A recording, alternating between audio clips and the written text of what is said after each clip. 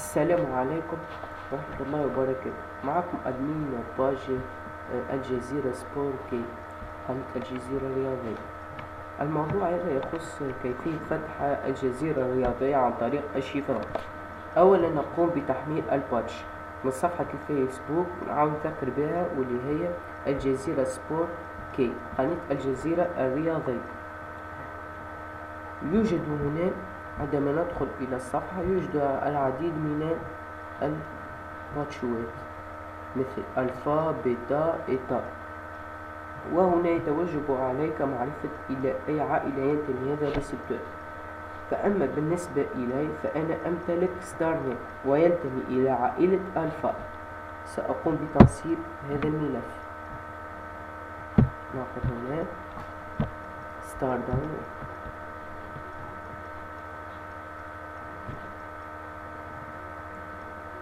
بعدما ما قمنا بتنصيبه نقوم بفتحه.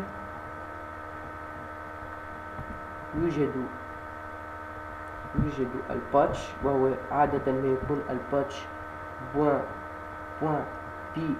.pen مثل ما موجود. نقوم بنقله إلى الشاشة.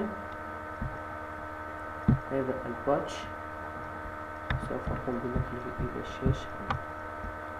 تم نقله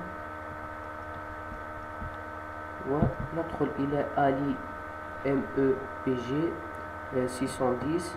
نقوم أيضا بنقله كما هو موجود في الشاشة.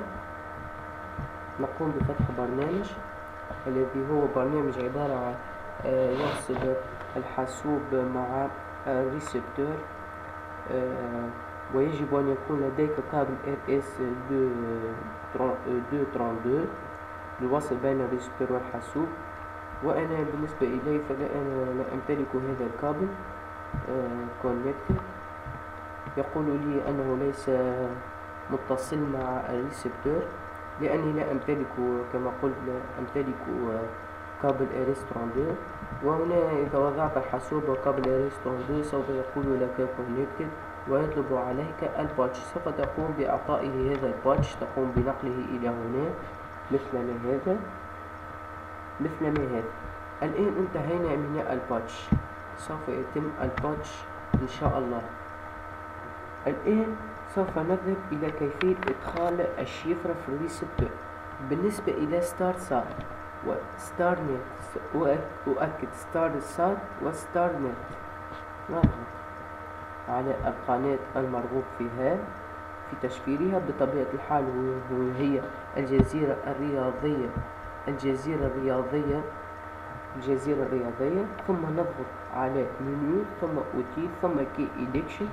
نذهب R2 ثم نختار جزيرة GSC+، ثم نذهب إلى كي 08 ونكتب الشفرة كما هو مبين لنا في الصورة.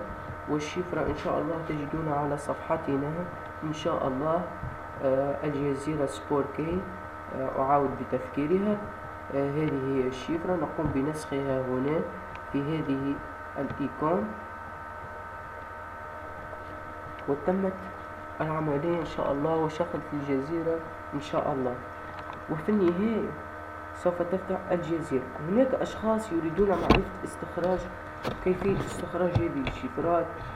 أما الشفرات فهي تستخرج بهذه البرامج، وهي يعني من صنع ليس من شركة، يعني من صنع أفراد أو فريق. مثل ننقر هنا ثم هنا أوكي. هذا الكود الذي يشتغل الآن حاليا، decrypti EMMECN، أو هذا البرنامج. نقوم بنقر R2 نقوم بديكريبتي اوكي، نختار RT اوكي، وسوف يقول لنا الشفرات ان شاء الله. هذه الشفرات. اتمنى ان اعجابكم هذه الحلقة، والسلام عليكم، ونتلقى في حلقة افضل ان شاء الله. تكون حلقة اعجبتكم.